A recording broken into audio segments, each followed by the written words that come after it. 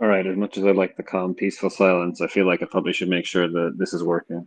I mean, I was thinking the same thing because I couldn't hear anything until you started talking. It's kind of like a fake out I think Sam enjoys doing to fuck with everyone in here to know if Right. they're Yeah, like, but like is the Peyton's in space on it, broken? man. Yeah, definitely. Always. He's 100% in on it. I saw him over there like clapping and icy too. So, It's called engagement farming, guys. And that's Right. here. I got to He's get just way better giving at me that. he's giving me space to talk about my daughter and her bathroom antics, I think, Oh my gosh. which You I know which I what? Wow. appreciate. We're I'm so so back. grateful that mine are at the point where I do not have to go into the bathroom with them and handle bathroom antics. Oh, I wish that I could go into the bathroom with her and handle the antics are that they're not happening. That's the Oh problem. no. That's the worst. Is My that a record, children, Koji? Are we like a good 8 episodes before you since you mentioned it last time? Well, I try to cool it off. I want to shake things up every once in a while, but I heard that Web3 gaming is dead, so I'm just trying to bring us back to Oh when it yeah, me was very too. much alive. Hmm. yeah, the throwback. The throwback is going to bring the bull market. It was Koji's daughter's lack of bowel movements that was holding us Hmm. back. The market was also constipated as well, and now we can break through. All right, guys. At the risk of ruining what's possibly the best content that we'll have for the entire 2 hours of the show, I'm gonna jump into some intros.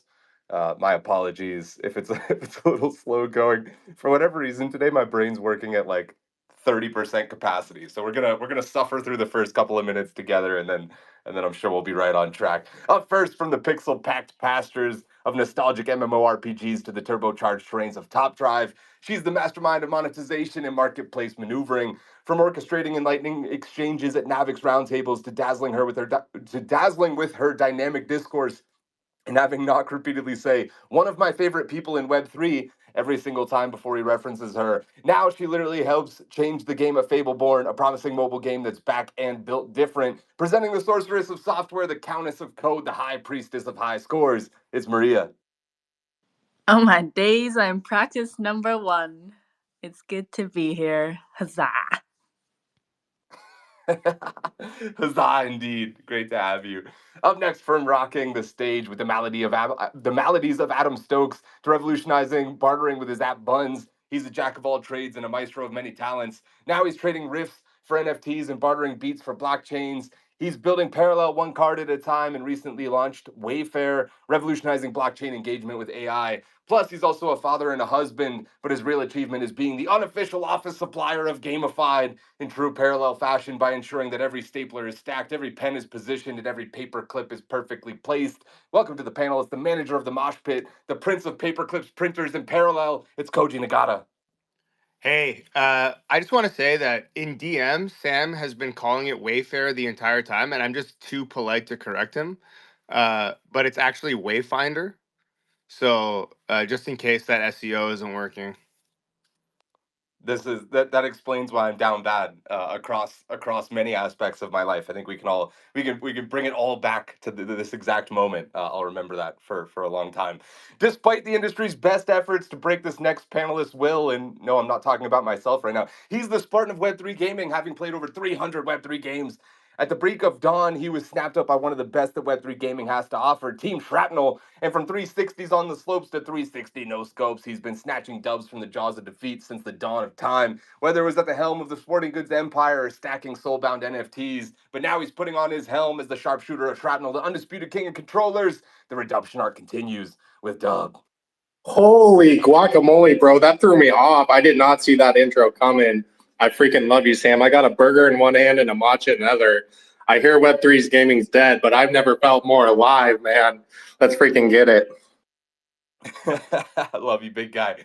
Up next, rejecting the rigmarole of investment banking, he rumbled through the ranks and had the stones to leap into decentralized developments, both physically and literally. From intern to innovator, he leaped from a full throttle future into a full throttle future at Stardust just 1 week post graduation after traveling to Scotland to acquire some ancient strongman stones for his backyard. not just navigating, but mastering the multiverse of marketing. He's the maverick of media buying, the wizard of wallet sales, the overlord of outreach, and the strongman of Stardust. It's Wills.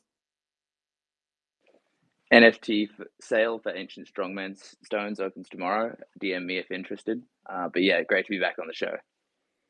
Great to have you, brother. I'm sure we'll fractionalize it so everybody can get a little taste, you know. Now up next, kick in the door, wave your 4-4 because this next panelist is hitting you over the head with his knack for knowledge. It's the king of charisma, the baron of bravado, making you knock on wood just for good luck to keep up. He's a spellbinding speaker and a phenomenal friend, perpetually knocking it out of the park like Barry Bonds in a softball league for 12-year-olds. He's the marketplace magician of Magic Eden, transforming trades into treasures until he's knocking back some champagne as the #1 marketplace on earth.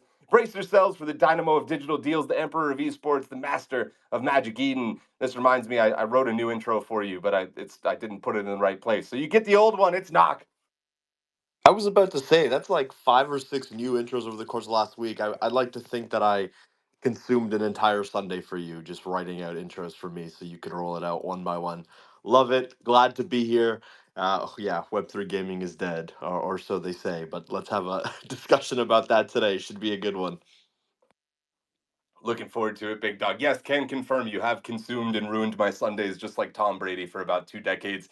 Up next, in a world cluttered with conformity, he strides forth with a blunt blade of honesty, slicing through pretense with his controversial takes. A hero to some, a herald of havoc to others, he wields his words like a warrior, unafraid to cut to the heart of the matter. Once an executive titan towering over the corporate colossuses, he now forges new legends in the gaming galaxy with my angry Yakuza girlfriend, blending the thrill of gaming with the allure of casino, creating a realm where risk meets romance. Ladies and gentlemen, gather round as we summon from the mists a myth, a legend, a figure both revered and feared, the enigmatic, the elusive, the titan of taboo, the founder who cannot be bought. It's Senjin.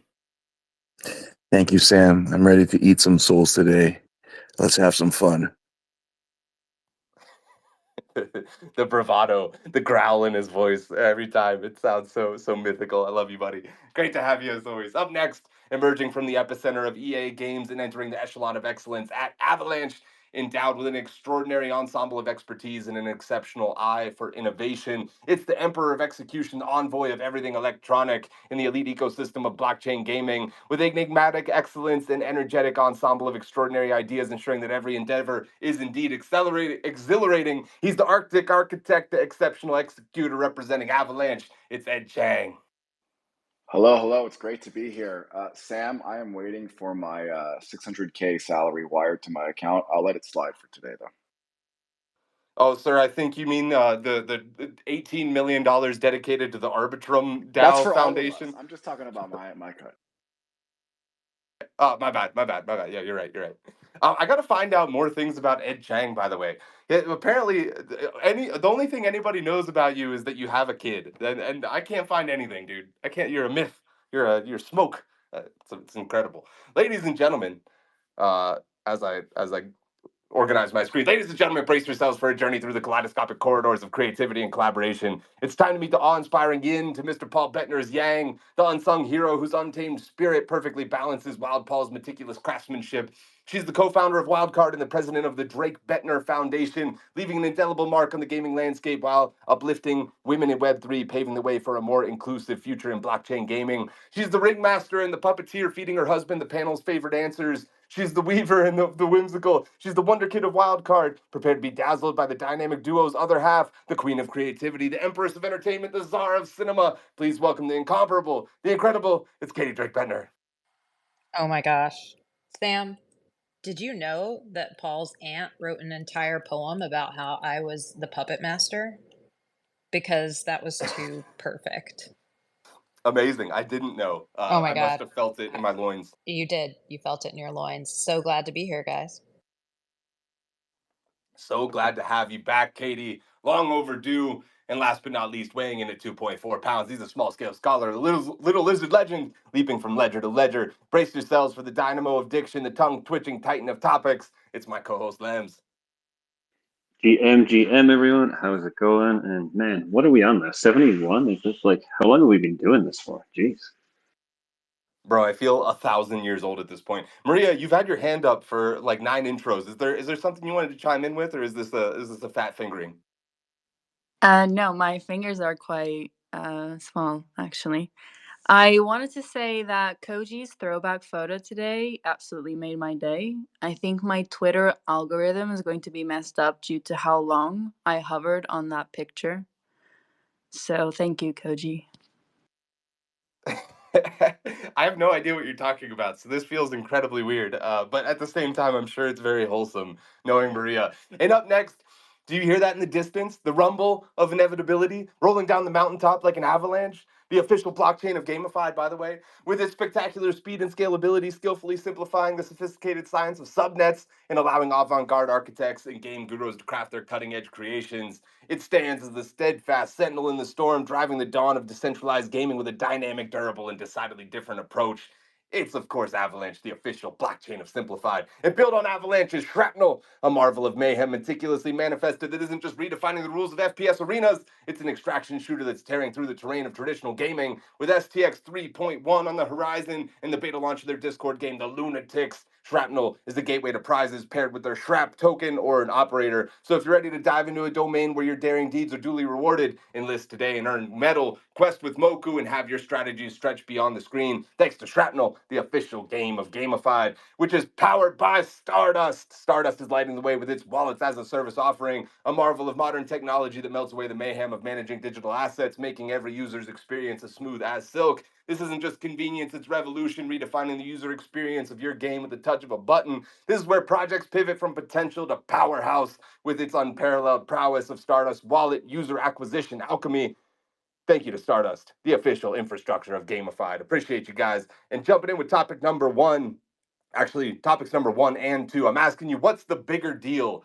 Metamask is now a game launcher. I'll take a quote from an article here. Metamask has integrated a native blockchain games directory powered by Hyperplay, allowing users to launch and play crypto games directly from the Metamask portfolio interface. This integration allows support for non-Ethereum blockchains and aims to streamline wallet interactions for players and developers. And then topic number 2, Animoca's Realm ID system is a universal login for all of their games. Quote, this system allows for single login, streamlined transactions, and centralized reward systems. It aims to enhance interoperability and user experience across various apps and games. So again, I'm asking the panel, out of these two things, what's a bigger deal, if anything? Do either of these actually matter? I'll send it to Lems first.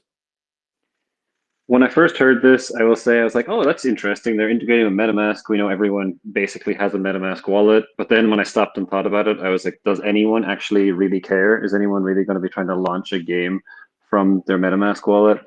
I think people are still going to use launchers. Animoca's Realm ID sounds more interesting, sounds in the realm of IMX Passport, which is, again, trying to just consolidate things and trying to not have everyone be fragmented across so many different things. So out of the two, I would definitely say that would be the bigger deal for me. And that reminds me, with Mr. Lems chiming in, we have a few Lizard Launchpad NFTs. Basically, these NFTs will be a free mint that allow you to get access to the ETH Lizard Launchpad activities that are going on. Thanks, Lems, Animositas, and the rest of the ETH Lizards team for sending those over to us. We're going to give away 3 to 5 today, so make sure you're chiming in the topics as well and giving us a retweet for your chance to win one of those. I'm going to send it over to Mrs. Fuzzyland, Maria from Fableborn. Your thoughts? What's the bigger deal, Animoca or MetaMask? So in the future, I'm going to be a fuzzy lizard because I got a whitelist. Thank you. When I had the opposite journey of Lems, when I first read the news, I just wrote bullshit. And then I actually looked into it and it turned into bullish.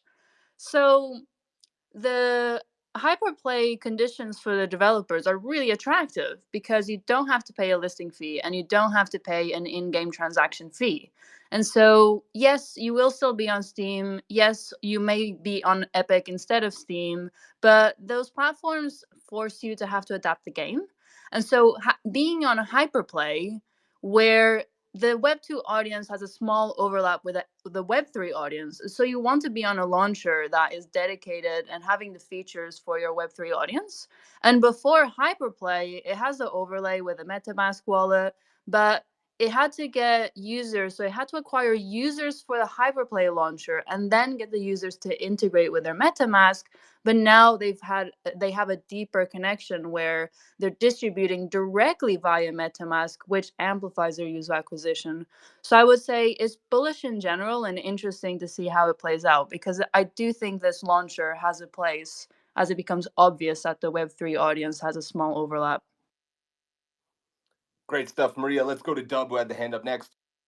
Yeah, having literally just launched with Hyperplay, obviously we're very excited to see this announcement, and I think it's really interesting too, because thinking about the conversations a year ago to 2 years ago, it was always that gamers would never install MetaMask, and that onboarding flow didn't work, and it's not going to work.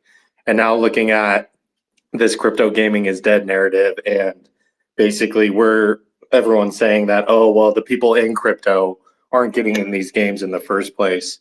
So seeing like a really good onboarding into games through MetaMask, which is native for a majority of cryptocurrency users, I'm excited to see. I'm hopeful to see. I hope it leads to more people that are native to the cryptocurrency market discovering our games, especially Shrapnel, obviously, but everyone else that's involved too. Glad to hear you guys are going to be featured on that. Let's send it to Jerry, then we'll go to Knock. Yeah, the answer is very obvious here, and it's MetaMask adding launcher capabilities. And I think that's because what did we talk about so much, right? We talked about it last week. A bunch of the people on this panel talked about it, and I'll call them all liars if they disagree with my answer here. But we talk about distribution all the time and how that's such a difficult thing to solve for. MetaMask is fucking everywhere, right? We all have it. It was everybody's entry point into wallets and crypto. And there's other wallets that are popping up, but none of them are even close to what MetaMask is, right? So to me, that's huge, right? Because there's a place where people can just see and interact with and feel and start to research new games.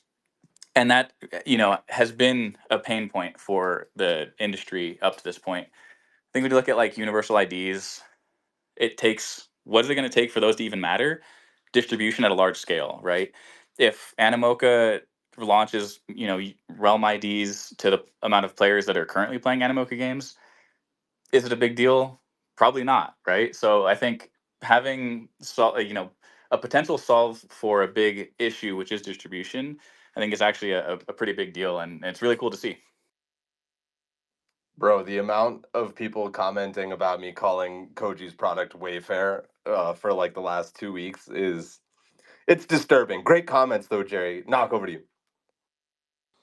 Yeah, I'm not sure that I really get the whole like MetaMask integration. I think the idea makes a ton of sense. Like, sure, in theory, a bunch of people use MetaMask, and sure, maybe if they click through 14 buttons, they'll see like, they'll be able to discover your game or whatever it is that you're trying to launch. But it feels very similar to like credit card perks. Like everybody's got a credit card, but I don't go shopping by logging into my credit card account and then launching from a dashboard there and say, hey, I want to buy something on Amazon, so I might as well log into American Express and then launch Amazon from there. That doesn't make sense to me. That flow is kind of off. I understand it's the name of the game. It makes a ton of sense. What I think probably happened here is there's some partnership between MetaMask and Hyperplay, a deeper partnership, and this is one of a long list of line items in that partnership activity that makes sense. It's good to tell a story, get people talking. I think from like a practical sense, might be cool, might be some additional distribution in the short term, but I think that there's a lot of work in the way that this product is framed up for it to be something that is actually impactful long term. I think something like this works in the future. I don't know that this is the implementation that makes sense. God, dude, every time I hear that clicking in the background, I always think of one of two things. It's either A, SBF being on trial and knowing that he's in fucking Bronze League, or I think about B, the World of Warcraft South Park episode, and I just have that mental image of like Nox's face pasted on those cartoons. Let's send it over to Katie Drake Bettner, MetaMask or Animoca's Realm ID system. What do you think is the bigger deal here? So I have to say that having the Animoca conversation, I think that an ID is great. I think that if your ID requires or only is useful in one ecosystem, then it's less of a universal ID and more of just kind of like another profile. So I would say that my preference would be the MetaMask announcement, and I agree with Nock that it's not exactly like I'm going to go shopping for my next game on MetaMask, but if it's portends some kind of integration that's going to come down the line, then I'm probably more bullish on that than I am on the kind of universal ID. Yeah, well said. I think I probably have about 10 different quote unquote universal IDs that are actually only universal whenever it comes to whatever your core product is. Sinjin, tagging you in, then we'll go to Ed Chang. Yeah, I agree wholeheartedly with two of my favorite people in the world, Maria and Jerry, in terms of this thing with hyperplay and MetaMask. I think it's super bullish. I've talked with the MetaMask team before, like over the last year and stuff like that. And so, like, I don't think this is just like a checklist for them. I mean, they have so many things they need to do, and so for them to kind of put it to the forefront, I mean, it is a big deal for them. Also, when you enter into the MetaMask. They always have a pop up with their new feature, and yes, their UX and UI is still pretty horrific. But I'm interested to see how it, evolves with this. And the Hyperplay team is a fantastic team. Jacob, Euthenia, I know them in person. I've known them for over a year or so. They're really good people, and I don't know if people know this, but Jacob was ex Coinbase right from the beginning. Very someone who still is very in tune with the ethos of crypto and his desire to make hyperplay and make it work. I mean, there's only good intentions there, and they've been very solid in everything they've been doing. I just want to give them my 100% support. And Animoca, I'm glad that they're always like 3 steps behind everyone else, and I'm glad that they're so ubiquitous in the space, doing absolutely nothing except for being good background art. So good for them. Good going, Animoca. Ed Chang, let's tag you in next, brother. What's the bigger deal here? Animoca's Realm ID system or MetaMask launching games? Yeah, I think MetaMask is probably bigger, but I would say neither of them gets me super excited. I would say uh, the reason is this: on MetaMask, I think we just talked about why Telegram makes so much sense, right? When they added a wallet system and there's games and there's this whole ecosystem, but it's because you spend so much time on Telegram. In fact, I'm kind of embarrassed to look at my phone to see how much time I spend on average, like a day on Telegram. So it's a destination. It's this concept of a third place. MetaMask, for the most part, if you're a DGen, you're probably doing a couple transactions a day, but you're not sitting in your MetaMask wallet all day. Maybe when a certain token's pumping, like that's the only time, right? And I actually took a page out of Maria's book and went to go check out this integration. It's effectively like a tab in MetaMask that just points you over to Hyperplay. And I think at that point, the conversation is more like, sure, it's a funnel for that, but how many people at top of the funnel will actually convert to somebody that actually goes to Hyperplay to sign up for an account and play? And I think at that point, the question is more, are you bullish on these kind of Web3 native game launchers, which I think with all the discourse this week is like, where are the players? Where are the great games? Like, I think for better or worse, the foreseeable future, like the focus is going to be on the mainstream Web2 platforms, right? Like your traditional mobile app stores, Epic Game Store, Steam. It's going to be really hard to get away from that. Great stuff, Ed. Koji, tagging you in next, brother. I mean, Ed is quickly becoming one of my favorite people here. He kind of stole my thunder, but I agree. It's just like, I obviously I lean more towards MetaMask because I have the Sam disease now. I can't pronounce names of products. Because it's more ubiquitous, I think. But like, ultimately, we're marketing the people that are already here with either of these tools. I think that it might help get some more players in the door from a parallel standpoint, but those aren't the players that I'm necessarily fully after. Of course, I want anyone to play, but yeah, I don't know. I just think that like in order for any of these universal IDs or launchers or anything to be remotely useful, they've got to be more far-reaching than the people that are already exist in Web3. Like if there was some sort of wallet attachment for my Google account and that I could use that to SSO into any of these games and do all this stuff, then it would be like a million times better. But I don't know. I'm just not. Maybe the Web3 is dead narrative is killing my spirit. But I'm not super excited about either of these. We'll get to that narrative in just a second, but first I'm going to tag in Knock. Yeah, and just some context. So I am working on Magic Eden Wallet. So this is something that's very top of mind for me. And I think one of the interesting things, especially as somebody who would consider themselves a bit of a degen, is when you're transacting with any wallet in this space, a lot of the times you really are simply just connecting to a site that already exists. So if I'm trading perps, I'm connecting to something like Photon. If I'm looking at NFTs, I'm going to my Magic Eden profile. If I'm, trying to make a swap or trying to buy a shitcoin, then I'm looking through four different combinations of dApps that I'm connecting my wallet to, but never really interacting within that wallet interface. And I think that that's one of the unique struggles or challenges when it comes to wallet distribution. You can have a ton of users, um, and not necessarily have a ton of people see the things that you're creating. So one of the things that we're trying to be cognizant of is how do you create experiences within the wallet that are intuitive to users? And I think where this falls a little short, and there's a saying in League, it's read right, but the math was wrong. And I think that this is what this integration looks like. It makes sense. This is the type of thing that needs to happen within wallets. You're going to see more and more wallet teams, Magic Eden included, build and test these types of experiences. But they need to be cohesive. They need to be something that makes a ton of sense. And to Ed's point, he mentioned it really is just a kick out at this stage. And I kind of go back to what I said earlier. It's akin to a shopping experience being logging into your credit card, picking a store from that credit card portal, and then being kicked out to that store to make a purchase. The flow just doesn't make sense. I think Hyperplay and MetaMask are both great teams.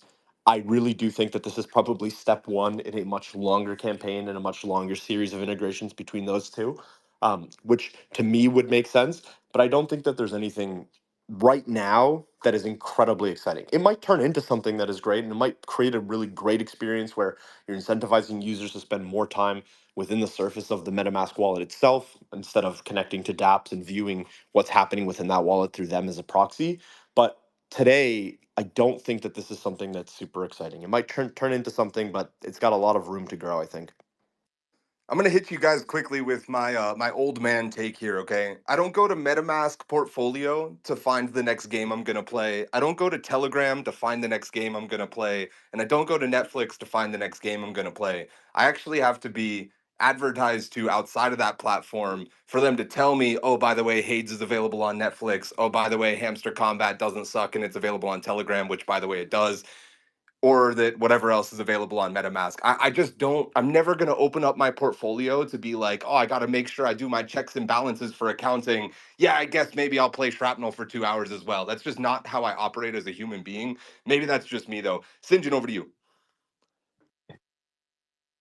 There's just so many young punks on this panel today. I don't know. It's making me upset or whatever. But look, it's where you start, right? And what kind of expectations there are, and then also what are you kind of solving. So like for other launchers and stuff like that, right? Whether it's Steam or Epic or whatever, and officially, none of the NFT games can actually be on Steam, right?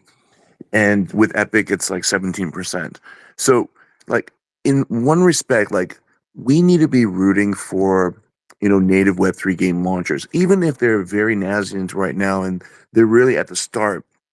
It is something that we're talking about like infrastructure, and we talk about it like in terms of like development, but like in terms of distribution, I mean, whichever kind of integration that they're having, especially with the wallet that is most widely used in the crypto space, we need to be rooting for them 100%. More so than any other kind of like universal bullshit fucking ID out there or whatever like that. And I guess the other thing is like expectations wise, like what the fuck are you guys expecting? Like some fucking silver bullet, like the heavens open up and suddenly everyone just fucking adopts this shit? I mean, we are super early adopters here and we are trying to solve something. And then what are we trying to solve? And that's the biggest thing. I guess we're going to get to it. But like people, they don't understand that if you're making a solution just for the sake of making a solution, your expectation is just to make fucking money and whatever meme coin related, comparison you want to do and make it easy like that, then get the fuck out of here, man. Seriously. But if we're actually solving something for gamers to create and get them into a place where there's some real innovation, 10x, and that's where we're here. And it starts somewhere.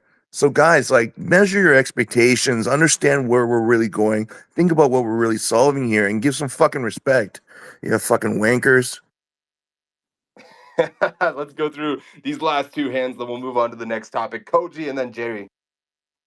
So I love Sinjin and I love his enthusiasm, and I I agree with some of it. My only problem is that like the launchers that we point to, uh, in gaming right now, were built off of a game. So I think that like if any launcher in this space is going to be successful, we're going to need like a smash hit game that then builds a launcher and has all the other games flock towards it. I don't think like if you build the launcher, the games will come and then the users will come. I think you got to build the game first, then the launcher, or the game first, then the users, then the launcher.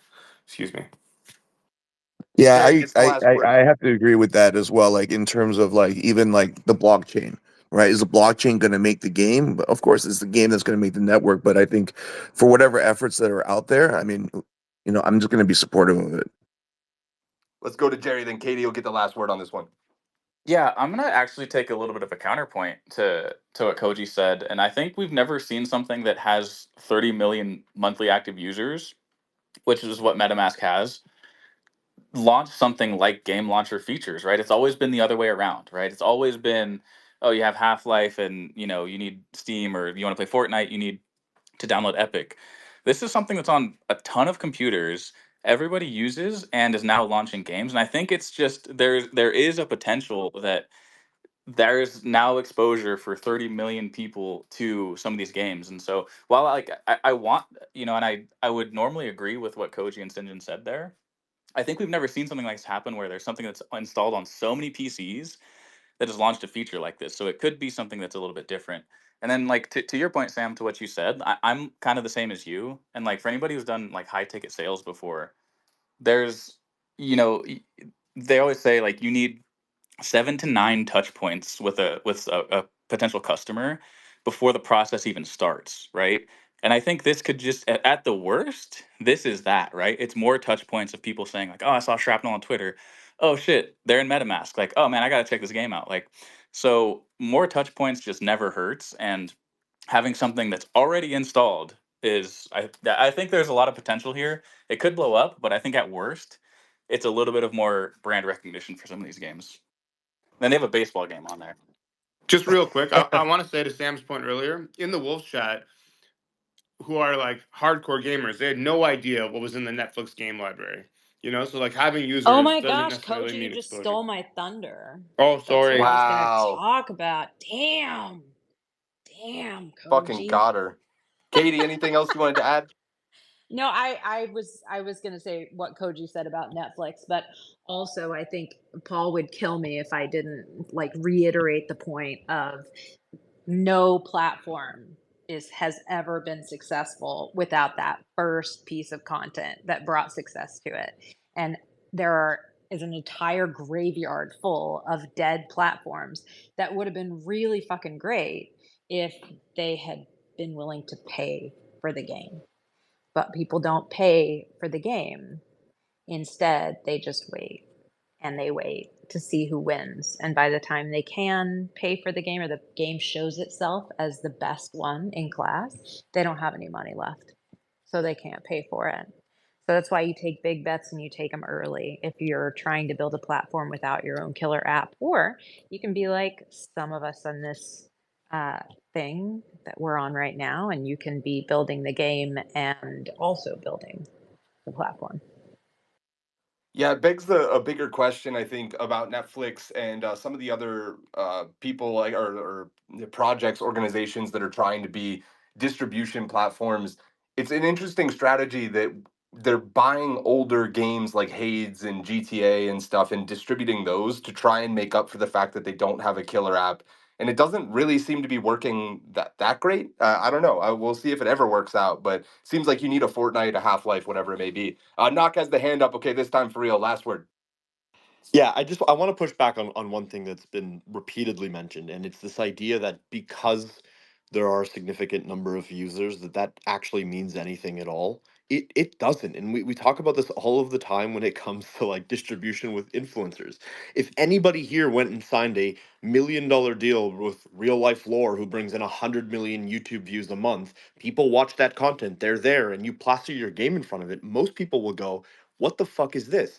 The context matters behind what those users are doing, how they're interfacing with that particular DApp or that, in this case, wallet, and what their experience within that wallet actually looks like. Just because they're there doesn't mean, one, they're looking for games, two, doesn't mean they're looking search or any of the features within wallets at all, because this isn't something that is brand new. Most wallets have some form of DApp discovery. This is just specific to games, so yeah, maybe it's a little bit of a twist, but pretty much every wallet has a DApp discovery portal where you can launch directly to that DApp through the wallet that you're connecting. I think the number of users here is a little bit of like a false sense of security. It's a good start. I agree with Sinjin, but it's important to remember that these aren't 30 million monthly active users who are interested in games or are actively looking in games. And if they are actively looking in games, they're probably not going to start with MetaMask. And I think that that's the important context that with this conversation on social, I haven't seen brought up. Context matters. Yes, there's a lot of users. Yes, this is a really exciting thing, and we're going to see more and more of this progress as the years go on. I think that this is a great foundational piece, but just saying that there are X number of users on MetaMask doesn't mean anything when it relates to whether or not this will even be surfaced to a small percentage of those users. I think it's important to keep in context that just because there's 30 million users doesn't mean that they're going to be clicking the game discovery page. Can confirm. We're moving on. First winner of those lizard NFTs to get inside the launch pad is going to be Striker. Big shout out to him. He gave us a quote tweet and left a really nice message. Next one I'm giving out is going to be to somebody who tags a friend in the comments and lets them know why they might enjoy listening to Gamified. Appreciate everybody tremendously that's been chiming in already.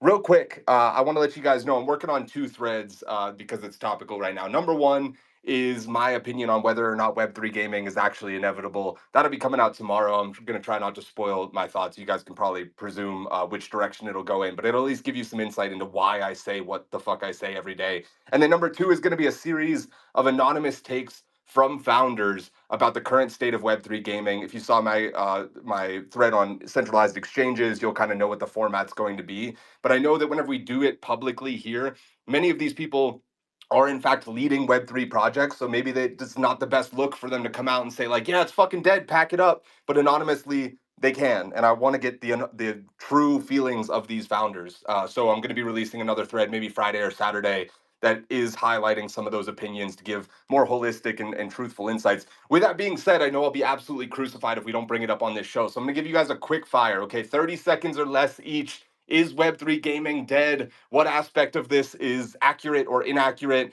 Clarify for the people out there how you're feeling as much as you would like to, and then we'll move the fuck on so I can get on with my life. Lems, over to you.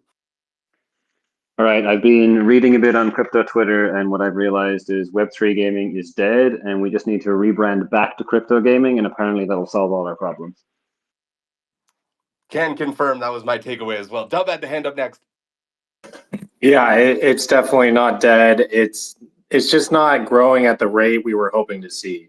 We thought we were going to see a lot more people this time around from literally this point last year. We're not seeing a ton of growth on the builder side either. So we're just chugging along at our same pace, and we need that exponential growth moment. Koji and then to Katie. I think we started to see playable demos, and then everyone lost their mind, and they said, "This is the fucking future."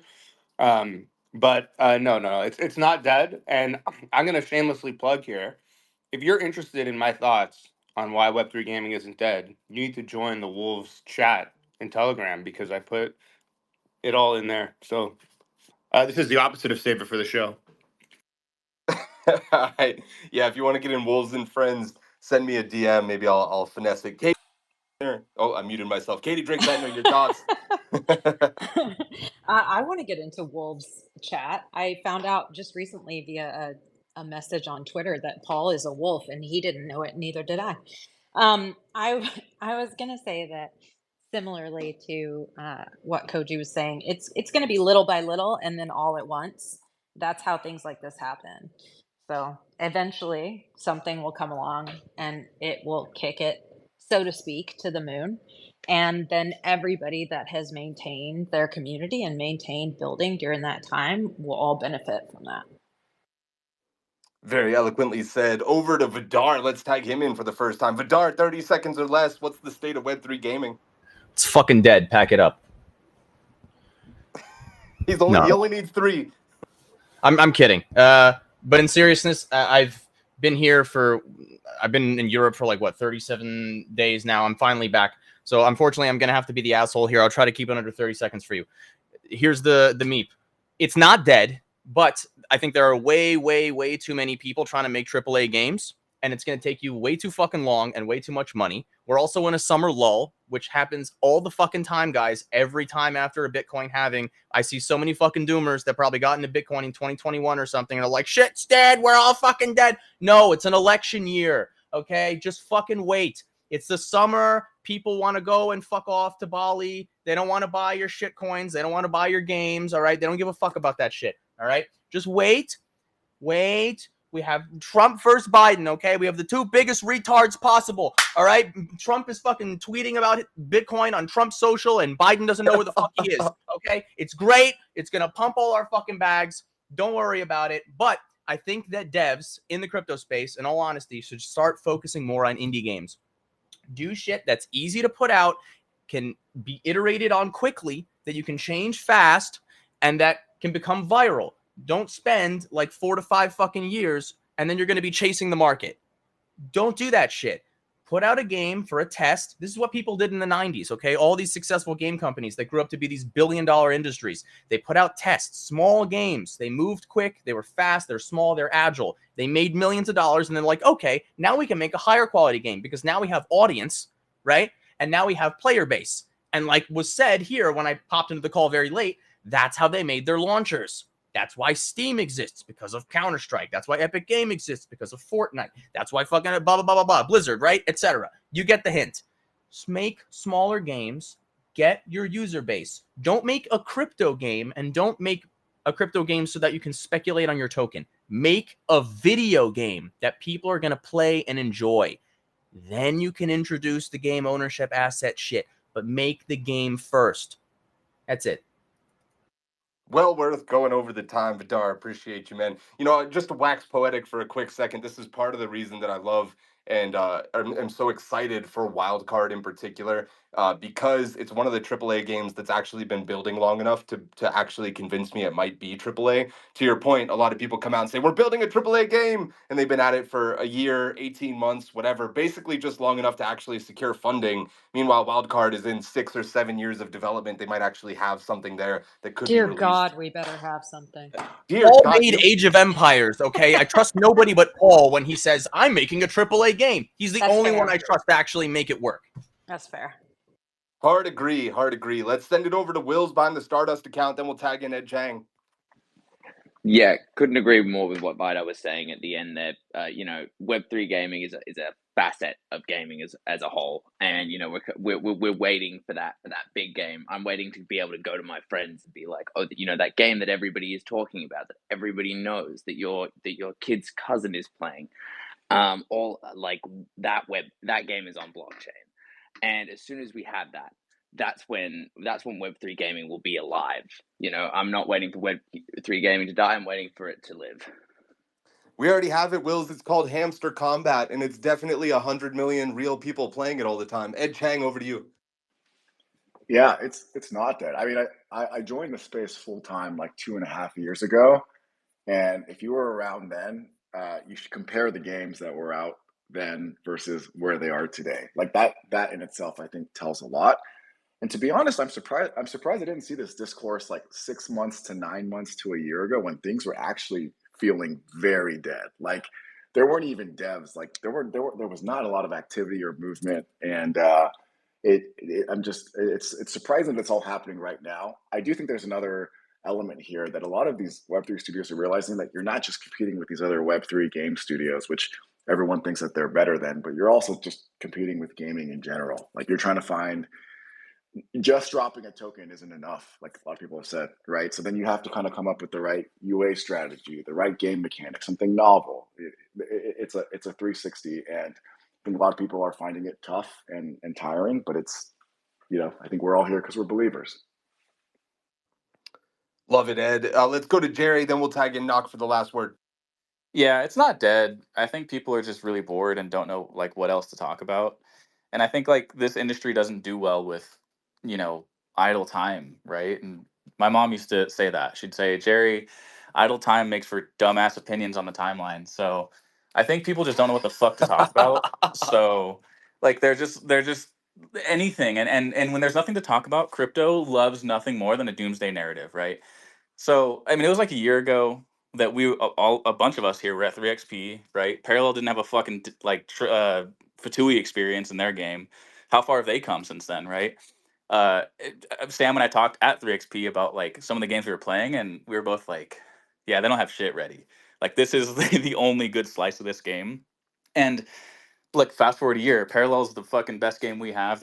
They just listed on Epic, right? Like, it's we've come a long way, but this is just gaming. And anybody who's like this bored, don't ever go work for a fucking game studio, right? Because like Katie just said, they're 6 or 7 years into it and have some more time to go. Like, it's just a slow, ugly process, man. Like, there's a reason a lot of us have worked for game studios at one point and have been like, this is not for me, dude. It's slow and it's boring, but once we get there, it'll take off like a rocket ship.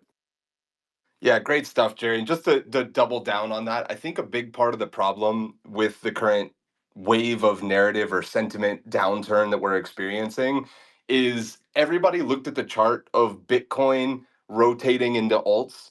And there's a couple of steps in between there, but everybody was like, "Oh, it's been predetermined. It'll go exactly the same way again." And then it didn't. And all those people that were just waiting for the pump, thinking that they had figured out the market, and Becker doesn't help by screaming at them every single day, "You fucking idiot! Anybody that's as stupid as you could be a millionaire if only you knew how to put money into alts." It's like, bro, well, apparently it wasn't that simple, guys. Let's give Knock the final word and then we'll move on. Yeah, I'm not going to hash up the gaming bit. Takes a long time. We're in 2 or 3 years of development. Yada yada. I think gaming is dead, and so are shitcoins, and so is Solana, and so are PFPs, and so are art. And then oh my god, no wait, shitcoins are great. And hold on, PFPs have a comeback. And oh my god, Solana didn't die. Oh, but Solana's dead again. Like, it is just constant noise. Whenever anybody is Jerry nailed it. Whenever there's a little bit of a lull in the market, somebody or a group of people or a group of collectives say, hey, this particular thing is dead. And then it becomes an argument about how this thing is dead for a couple of months.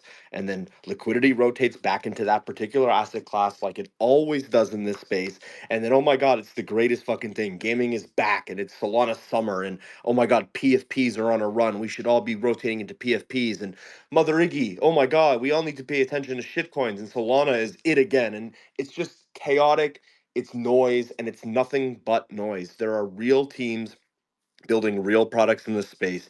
Yes, it's going to take them time to do so. Most of the teams, especially the ones that aren't on this panel, are in like year 1 or 2, whereas teams like Fable Porn and Shrapnel and Parallel and what we've seen from Wildcard, like, they've been in this space for 3 years, longer than most of these teams even knew Web3 and crypto existed. And I think that you have to give those teams the time to run that other teams have had. We've seen incredible progress with the leaders in the space that have been here. We'll see these new teams, the teams that have came in the last 6 to 12 months, slowly catch up over the course of the next couple of years. We're going to start to see games become more publicly available, and people will play these games because there are good games in this space. Are they complete? Absolutely not. Are they polished? Fuck no. Most games that are live today aren't polished. Some of the games that are live today are completely fucking broken, and we still play it all of the time. I think this idea that Web3 or any particular asset class in crypto is dead for any period of time is stupid. Just wait. We see this all the time. Markets are cyclical. People pay attention to a hot new narrative, they'll move into that. In December, gaming was all the shit. 6 months later, gaming is dead. What kind of fucking nonsense is that? Nobody was trading Solana shitcoins in December because everybody was trading fucking games. And now shitcoins are the only thing that matter. Wait, market is cyclical. It'll rotate back into games at some point in the future. We also need to give games time to develop. It takes 2 to 5 years to build. Some of these teams are starting to come onto that 4 to 5 year mark. Give it some time. Games are absolutely not fucking dead. And way more games in the traditional space die than the entirety of the number of games that are in this space at all. So just give it time. I think that this is a stupid conversation. It's just as dumb anytime anybody says anything is dead in this space. And I've harped on this about 100 times with Solana. I've heard that Solana specifically is dead about 43 times since 2021, and it is the network with some of the most action on it today. So it's stupid. No, it's not dead. But yes, it is. But no, it not. But no, it not. The last thing I want to add to Knock's statement is 2 to 5 years to build. typically in a Web 2 environment.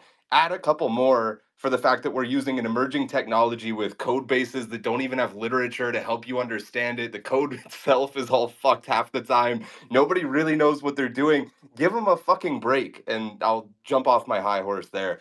We move on real quick. The winner for tagging a friend in the comments, Black Panther. Appreciate your support a ton, man. We're going to talk about a game now that is unfortunately not very good, or I guess an ecosystem for games. Block Games continues to flounder 2 months after their TGE. My question for the panel is going to be: what advice would you give to an organization that's in this situation? And with with Block in particular, was it a rug, or is there a chance at recovery here? Some conflicting opinions on the timeline on this one. I'm going to give you a quick synopsis. At launch, here's some of what happened. They had a painfully slow claim process. OKX was live as a marketplace before anyone else, which allowed the team to dump their allocations before any other platform opened, which basically was, at the very least, kind of unethical. Sneaking locking of tokens via unethical mechanics like hidden buttons that didn't give you like two opportunities. I forget what the pop-up is that's like, are you sure you want to do this? It didn't have that. So if you accidentally clicked it, your tokens are locked. Oopsie. Very underwhelming play to airdrop rewards. People were extremely disappointed. And then as far as the investing round goes, they allowed allegedly an 800% over allocation in their investment round. Here's a little bit of what they've done since then. Also, I wrote a thread on this, so if you want to peep the thread, I pinned it up for you guys to review. Here's some of what they've done since then. Established a community-led council similar to ApeDAO. They've extended the team vesting schedule from 9 months to 12 months, which I'm not even going to talk about it today, but Parallel just extended theirs for a year, and they're legitimate, so you can shove 3 months right up your ass. Collaborated with Layer Zero for an open access omni-chain blockchain games network, and then introduced 4 games on the Block Games app. Success on the App Store. I will give them this with 500,000 downloads and 4.2 stars. So shout out. Jesus Martinez chimed in on the timeline, said it was absolutely a pseudo rug at TGE. Borderline negligent execution was his opinion. So agree or disagree with Jesus. And what could this team potentially do to recover from this position? I'm going to send it over to Dub and then to Doc.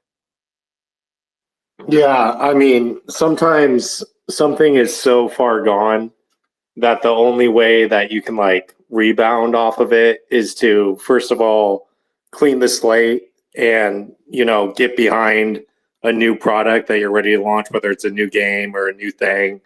And in that marketing, like your only option is to just like dive into the meme and be your biggest troll and try to like weave a joke out of it, even though like you probably really shouldn't in this situation. But that's the only way that I could really see it working out, is they somehow pivoted the community similar to the whole Kevin thing in Mon. Is finding that memeable moment and seeing if you can rally the troops around it. Yeah, well said. I'll also add they had they had a fucking Medium article that came out in May where they said their TGE marked an occasion where they truly solidified Block Games as one of the major players in Web3 gaming, and I almost spit out my drink, just absolutely tone deaf. Knock, over to you. I think this can be pretty adequately described with Hanlon's razor. Like a lot of people are assuming malice. I think it was just a horrific level of stupidity, to be honest with you, in the way that this was executed. I know Bennis, I know Kypris. They're really good guys. I think that they're really smart guys. I think that they know how to build the product that they're setting out to build. If this was malicious and I'm them and I just raised $30 million off of a TGE, I'm answering to nobody and you'll never see me again. But the fact that that's not the case leads me to believe that this was just a real stupid series of events that have led to pretty tragic TGE, really painful price action post TGE, a whole lot of brand rep and just general reputational damage that I think that they've got to overcome. From my POV, I don't think that there's anything in the short term that fixes this. I don't think any amount of KOL work or community activations or any of that fixes this in the short term. I think the solution here is deliver the product that you've set out to build, make sure that there's some actual growth there, start to prove that, hey, we may have fucked up this TGE, and royally so, but we're serious about the product that we want to build. We care about this business. We want to make sure that we're able to execute on this. And if they're able to do that, I think the price of the token will sort itself. I think the reputation will sort itself.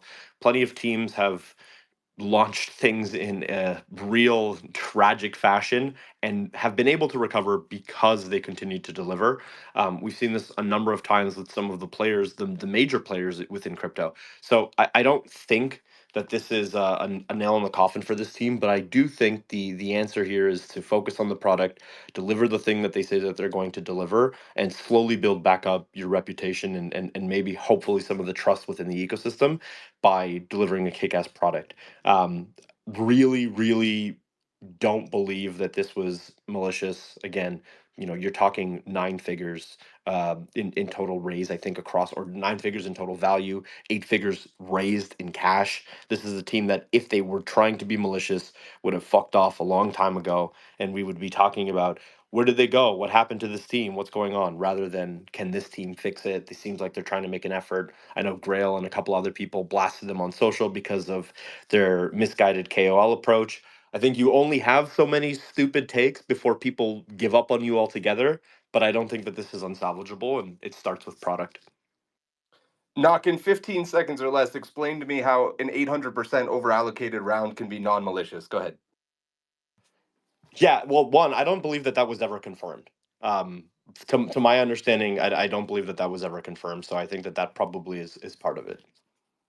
All right, yeah, you're right. I did say allegedly. I did say allegedly. That to me was one of the nails in the coffin of like, these guys are fucking crazy. Let's go to Lems and then over to Maria.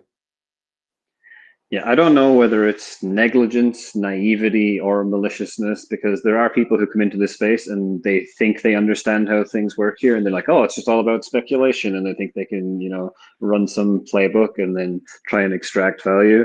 It could have been malicious too. Like, I don't know these founders, like, Knox says he knows them, but I wouldn't take it is just as a signal that they're not malicious because they're trying slash pretending to do something. We've seen other teams do that here in the past and try and extract max value. There was teams like Momoguro and stuff that kicked the can down the road for a long time and just pretended like they were doing something and just basically tried not to get sued or have any legal action come after them to be like, we tried, but we failed as a company, and then they just go to zero.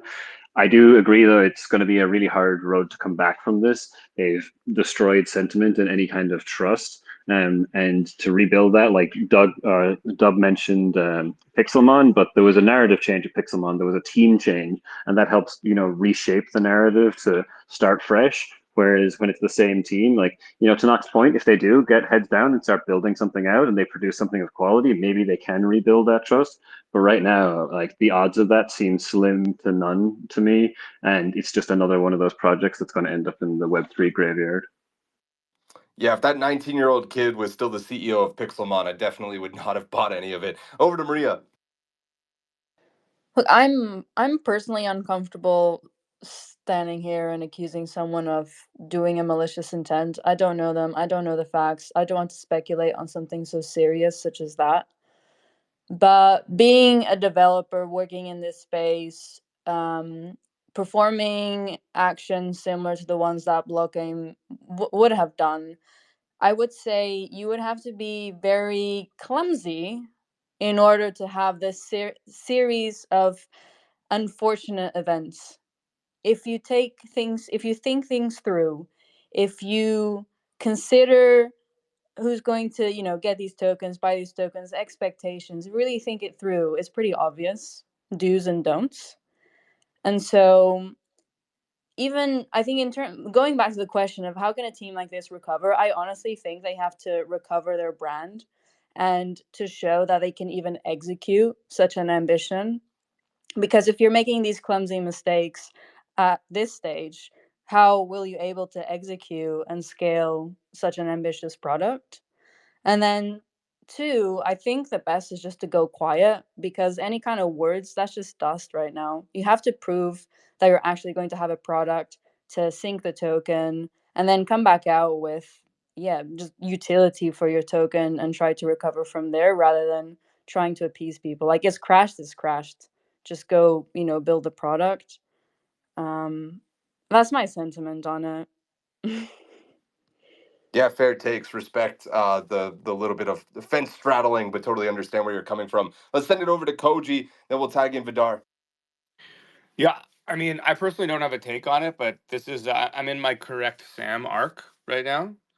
So Thank you, brother. you're welcome.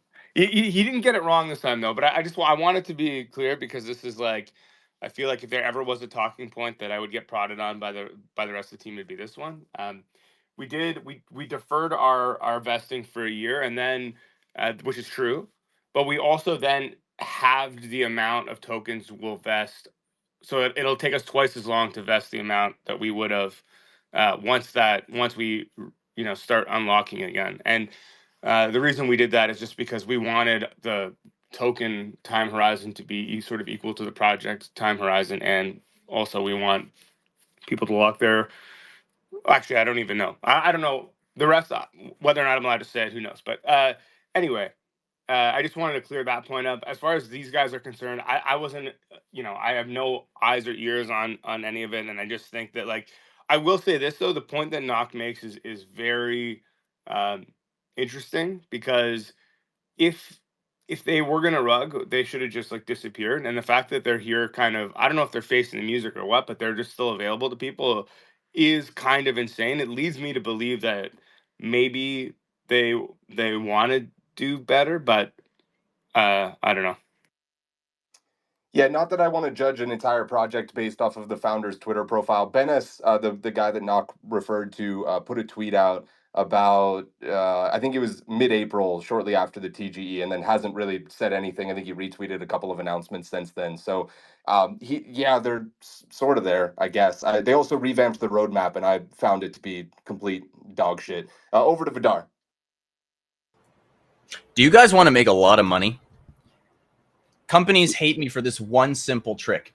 You make a token with vaporware and you say you're going to do all this shit, right? And you pump the fuck out of it. You put AI in your fucking pitch deck, whatever it is you want, okay? And then you over allocate the fuck out of it after you've done a ton of marketing so that people really can't get in. You get all your insiders in and yourself and your mom's friend and your sister's friend. And then you fucking dump the shit out of the token. But you don't rug, you don't leave completely, because if you do that, then they're going to call the SEC and then they're going to get lawsuits. You stick around and then you're like, oh, shit. Oh, man, guys, I didn't know. Fuck. I made a mistake. I made a series of extremely unfortunate mistakes, like 25 of them in a row. Fuck. But I'll fix it. Don't worry. I'll still release something. Guys, let me tell you another unfortunate truth. When you create a game, let's just say a game or anything, and then later you're like, oh, we'll make token sinks now in the future. After now we've lost 75% of the people that are even going to interact with our shit. I have never seen a project recover from that. Even if the token sinks are like legitimate and good, it doesn't happen. The token will continue to go down. You know why? Because people have lost faith in you, and the second they get whatever vesting shit they're going to get, they're going to fucking sell it. I guarantee you. They're not going to put in your little stake pool. They're not going to buy whatever little shit you've made for this. They're selling it into the fucking liquidity. It's going to happen every time. They have no faith in you, so pack it up. So how do they recover from this? Rename yourself fucking Sandeep or something, change your Twitter, go become Polygoon or something. That's the only way you're going to recover this. Become a different fucking person with a new project and just repeat the same rug again. Because, hey, you can do that here, right? It's great. That's cryptocurrency. No one has any fucking scruples or morals. So just rug everyone for another $100 million. Is it a rug? No. Is it malicious? I think so. Or they planned it out just to make money. Come on. I'm going to be the one who's going to give it to you straight because I don't give a fuck. And I also don't care about any other companies that would hire me in the future because I don't want your money. So, yes, very likely. Extremely likely. Hold on. But I would argue, I would take your argument even further and say this is crypto. They could have rugged, disappeared, come back a year later, and then done it all over again. They didn't have to stick around. I'm just saying my point is that they don't want to get sued. So they're doing it the slow, smart rug way where they're like, hey, guys, we're still here. We're going to fix this. But in reality, they're probably working on a second project already, right? I don't know. I have zero faith in that. Especially if they've already made the mistakes they've made. the likelihood of that team turning shit around and then people believing in them to make an actual legitimate project that's going to make you money is so low, right? So why even bother wasting your time with that project anymore? Move on to a team that's legitimate and knows what they're doing, or is at least moving things along not so quickly, more slowly, and paying attention to the decisions that they're making, right? Just to be clear here as well, I try my best 95 at least percent of the time to be as unbiased as I can and not to lead the panel in a certain direction. I know this is also kind of a sensitive project or a subject because nobody wants to shit on somebody that's kind of, in a similar position as them. But I also think that there needs to be some kind of standard for whenever somebody extracts as much money as they did out of the ecosystem and provides an absolute dog shit product. The fact that people just kind of are like, okay, move on to the next thing, it bothers me. And I'm one of the few people that maybe has a platform to be able to highlight it and say, was this good enough? Did they do enough to actually make what they fucked up right? And my opinion is not yet anyway. Knox's hand went up, and because he's buddies with Benas, let's tag him in for a brief moment before we work our way through the hands and then move on from this subject. Yeah, one thing that I will say, obviously take it with a hefty grain of salt because have a personal relationship with these guys. But Bennis and Kippers is two people that I met for the first time in September 22 at Token 2049. They over the course of a couple of days outlined this like master plan for how they're going to be delivering this product, what it looks like, what the roadmap will look like, everything from Shatterpoint all the way to this broader block games ecosystem. And literally every step of the way, and I tweeted about this, it's there, you can go back and look about it. But everything that they've done up until this TGE moment was like a checklist of the things that they told me and a couple of other people from Magic Eden when we were there that they were going to do over the course of the next 24 months. So to me, and that feels like this is a team that had a vision, that wanted to execute, maybe got greedy, maybe got stupid, maybe both, delivered a terrible TGE experience, and are now trying to figure out what the best path here is to remedying the situation. Bennis has, sold companies in the past. Bennis is a very public person. You can look him up. I think whenever you're talking about teams and personal relationships aside, it's important to understand that you are operating with like a massive amount of information asymmetry. You don't know what the team is doing. It's wild to make claims that they're going to become serial ruggers or do X, Y, and Z. And if they are, and if that is the case, then we'll see them get arrested like the Balloonsville rugger and 53 other serial ruggers that we've seen in this place. Eventually, they all get caught. What is interesting to me is that anytime a team fucks up to this degree and sticks around, probably trying to solve something here. I don't know that this is like a slow rug, slow dry, bleed out, because frankly, there's nothing left in that fucking token to milk anyway, so it's garbage. You're absolutely right, Vidar. Everybody who vests and unlocks token is dumping it straight into liquidity. I know that I am, and we're definitely going to continue to do that until these guys show that they have any sort of product that has any sort of sustainability long term. But I do think that it's really dangerous for us as an ecosystem to continue to give people cash without thinking, and then continuing to put all of the blame on teams for poor decision making or nefarious actions without any real, personal accountability when it comes into where you're spending your money and whether or not you're allocating capital. I don't know that Block Games is going to be successful. They might prove to be exactly like Vidar played it out, right? A team that is slowly trying. All right, we're gonna move on. Let's send it over to Maria. Oh, I think, and when we talk about maybe you can still build a product and recover, another thought that came to my mind is that the product has a doubtful product market fit anyway. We already see similar products and they're struggling to succeed. And so maybe that's not even a solution because the product itself has limited legs to run on. All right, over to Sinjin. If anyone heard this conversation from any other industry, they just think we're just a bunch of fucknuts. Like, what other industry, like Web3 gaming is absolutely going to make it because, like, if the bar is so fucking low, like, okay, well, we're gonna like ignore their gross incompetence and stupidity because they didn't rug and their intentions were like probably like questionably like okay, they were just greedy. Then it's fine. Like let's just give them another fucking chance and at least they got fucking 30 million they extracted from us and they're gonna try and hopefully like with like the two examples that we have of turnarounds out of all the possible projects that these two exceptions are actually the norm and so there's a possibility these guys are gonna make it. And they're good guys, and I like them, and they executed. And then like if you hear this, it's just fucking nuts. And the reality is like every founder has a choice. And yes, the market, gets into the FOMO, and we know that, and we play into that. But you still have a choice as a founder. Do you play the game, and do you play with the expectations? You know, I've had that opportunity a couple of times, and I chose not to. And by choosing not to, the people who were going to orchestrate all the things that we're going to do, they basically said, okay, well, Sinjin, you're just not the founder that we want to work with moving forward because you don't seem to understand this market. And I go, I do understand the market, but the expectations that you create from doing certain actions, right, will bite you in the ass because at the end of the day, nobody has a product out. So this is kind of like a reverse, like hyper inflated fundraising kind of situation. But yet with the token, there's that live ops, there is, the open roadmap and stuff like that. And none of this is easy. And I just want to say one personal gripe, okay? Like for everyone who keeps like, for all you guys in the audience and everyone else who keeps saying like, an active founder is a great founder for Web3.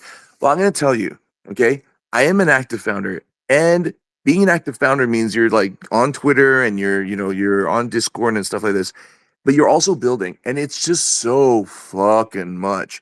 And every single week I am faced with a dilemma.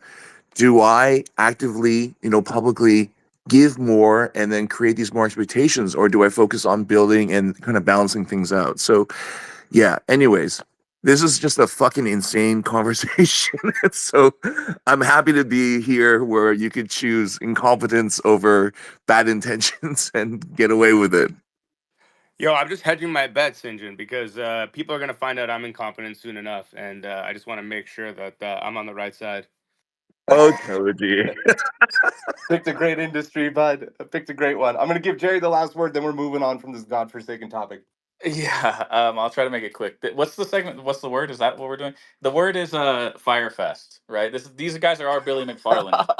These guys, I don't listen. Was it malicious? My opinion is probably no. Is there a lot of weird shit? Yes, right. Those guys knowing exactly where to go dump the tokens, little fucking weird to me. Everything, a lot of things, I think look like really just gross level incompetence. I'm not calling them idiots, but I think they've been very naive and incompetent, and other panelists maybe want to call them idiots. Um, so the path or the situation they're in, it sucks, right? Like every undergrad has read The Art of War, right? And I think it's chapter 7, Sun Tzu says the dildo of consequence rarely comes lubed. And so you're gonna get fucked for a little bit, right? What the fuck? You're gonna have to eat shit, and it's gonna be painful, but you need to just accept that you kind of fucked yourself here, by not having smarter people around you, right? So if I'm them, what I'm doing is taking that 8-figure raise and getting way smarter people around me, and I'm hiring a shit ton of people so we can start to ship very quickly, because they're all like casual games anyway, right? So I'm also going and finding a company that can scale up my user base really quickly, and I'm put everything that I can take as a little win I am putting out there. And you know, as you get these little wins, you just have to accept, because that dildo of consequence did not come lubed, that people are still going to be pissed off at you. So, but you keep stacking these little wins, these little wins. Eventually, the snowball picks up. If you're a game that has, achieved 10 million downloads instead of 500,000, it's not something to brag about. You've turned around your token, you've put sinks in the game. People have reason to be happy. That's the only way forward for them, right? So hire people, get way better advisors than what you have. Stop thinking you're the smartest people, because you've proven to everybody that you're not, and then start stacking up as many little wins as you can, and know you're going to eat shit that whole time. Yeah, probably not malicious. They just knew exactly where to dump 75% of all the tokens that were unlocked on the exact exchange that Sus as happened. fuck, dude. Yeah. It must have been an accident. Anyway, shredding on the icy slopes of innovation, Avalanche is set to unleash a flurry of groundbreaking excitement, transporting the beloved game Maple Story into the glacial realms of Web3, promising the planet's cherished saga and the permafrost of Web3 technology, and aiming to create a snow-kissed utopia. As our sponsor, they proudly wear the crown as the official blockchain of Gamified, and built on Avalanche is none other than Shrapnel, where each interaction is an avalanche of adrenaline and every kill a snowstorm of skill. So target your attention on the Titan of Tactics, the detonator of digital domination in our official game of Gamified, Shrapnel. Get ready to enlist by locking your Shrap token in exchange for metal, setting the stage for your future rewards in their ecosystem. Plus, don't forget to play with Moku and forge your future with quests like monthly STXs, Discord games like the Lunatics, and the sleeping giant that is Mercury waiting in the wind. Lock, load, and launch into the fray with Shrapnel with the power of none other than the interstellar and official infrastructure of Gamified, the cosmic conduit that isn't just a tool, it's a galaxy of genius, a white label warp drive, weaving the straightforward simplicity of Web 2 with the star-studded sophistication of Web 3. Navigating the nebula of over 150 chains, harnessing the power of every single EVM, including Avalanche, Stardust operates as the supreme starship steward in your in-game gold and the galactic guardian of your gamers' gains. Big thank you to all three of these sponsors and Stardust, the official infrastructure of Gamified. Let's move on. Let's talk about, do Web3 games actually need all of these projects that they're launching? We just talked about Shrapnel having Lunatics.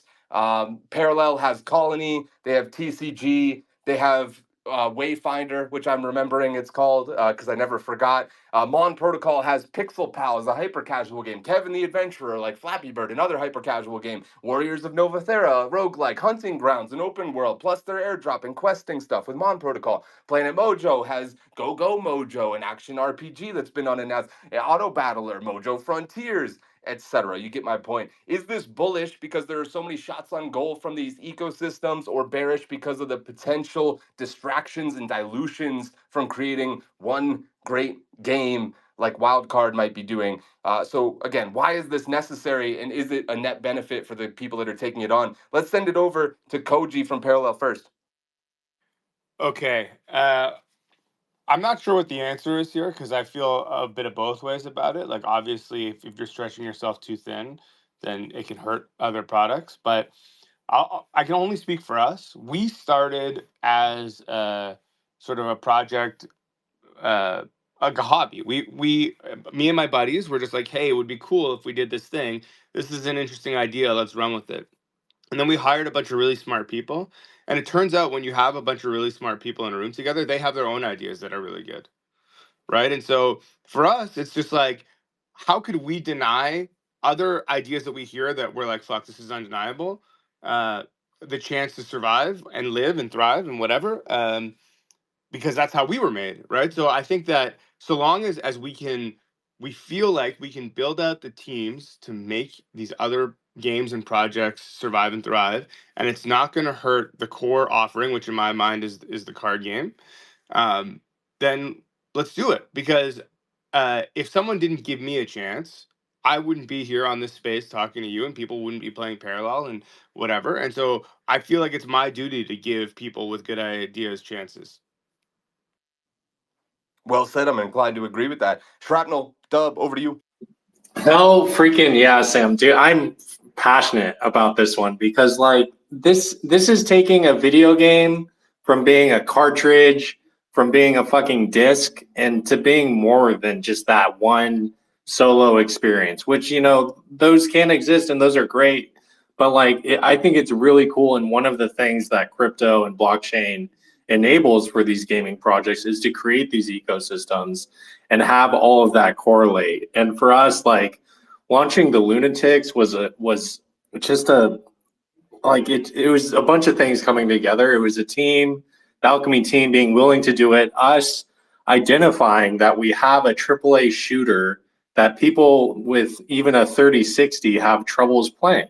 So having another experience that literally if you have a phone you can play was a huge, huge plus to our entire community ecosystem. It allowed us to give games to people that normally wouldn't be able to play games from just our previous thing. So like And now that's all tied in and it's all a part of it. And playing the Lunatics is going to impact your experience in Shrapnel itself as well. So like there's just a ton of wins from this, and all the best parts of Web3, I think, come out of us pushing for these more ecosystem experiences.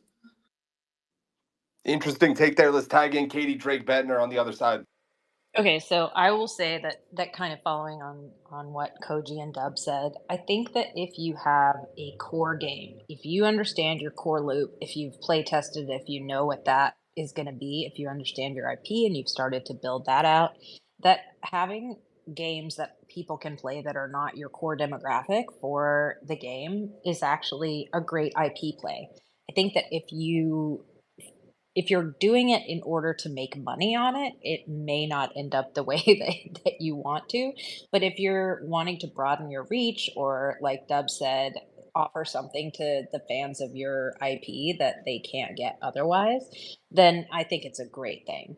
For us, I think our specific way of looking at it is build the things that you need in order to have your game succeed. And then if somebody else wants to come alongside or come build on top of that, well, that's kind of how that works. That's how you actually open up and broaden your market, is you allow people to come along and say, "Ooh, that's cool."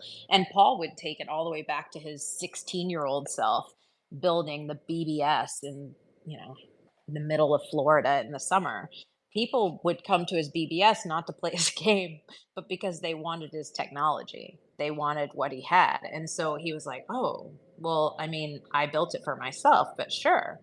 And that's where that company made money, was him being able to say, "Here you go. This is something that I can sell you. You like the way that I've used it in my company. You can use it for yours as well." Shula has a great comment in well, where else but the comments. He says, "I'm bearish on it. Focusing on too many things means focusing on none. Make your bet and double down. Expertise comes from specialization." We're gonna give him the ETH Lizards NFT. Appreciate you chiming in, man. I got two more burning a hole in my pocket for anybody that wants to comment, drop us a retweet, etc. Appreciate you guys. Let's send it over to Maria from Fableborn.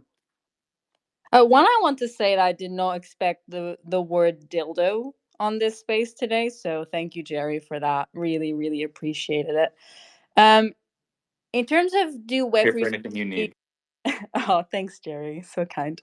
In terms of do Web3 studios need multiple games? Yes, all studios need multiple games eventually, and that's the key word.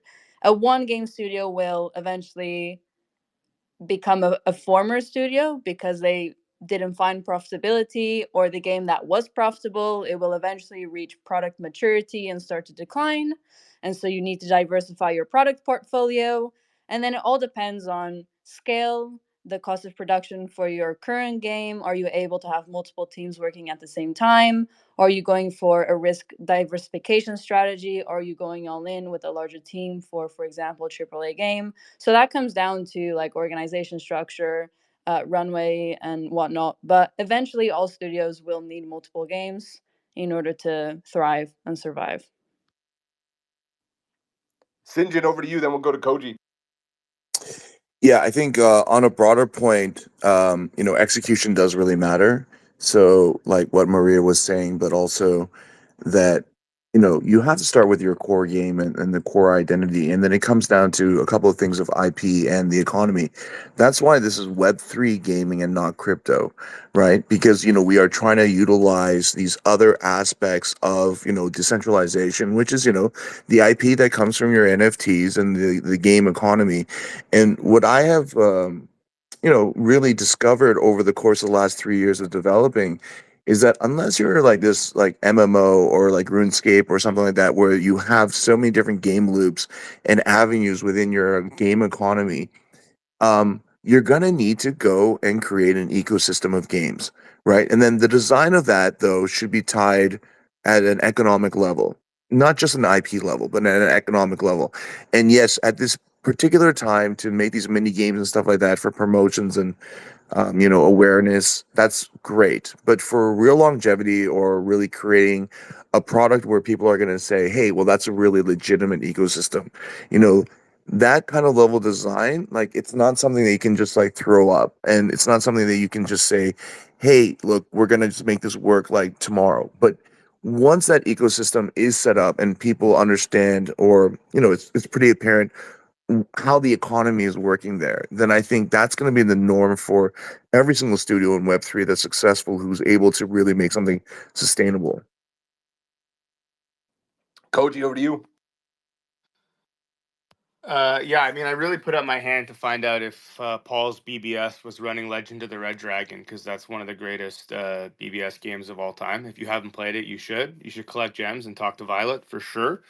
But then I heard you read out the comment about honing your skills and focus and whatever. And my counterpoint to that is like the majority of elite athletes they start out as multi-sport athletes. They're Yeah, I did. it's not the ones that focus on one sport from childhood. And I think that like uh the reason why that example is important is because like you learn lessons doing things that you wouldn't normally do, and then you can bring that back to the core product or the overall like IP as a whole, or anything, like basically anything, right? And if you're just kind of like stuck in, or not stuck in, but if you're too laser focused on one thing, you may miss a whole bunch of other things. Like we've seen a million companies pivot before. Whatever. I don't need to get into all this, but I think I made my point. You're wrong. I'm right. Classy as ever.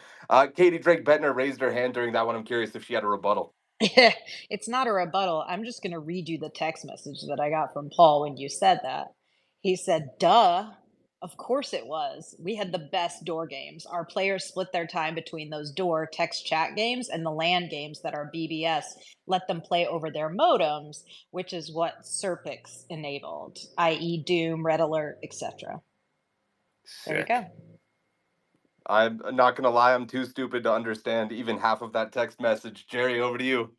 Dude, thank you for saying that, Sam, because I was like, I don't know. All I know is that BBS Paul doesn't have the same ring to it that BBL Drizzy does.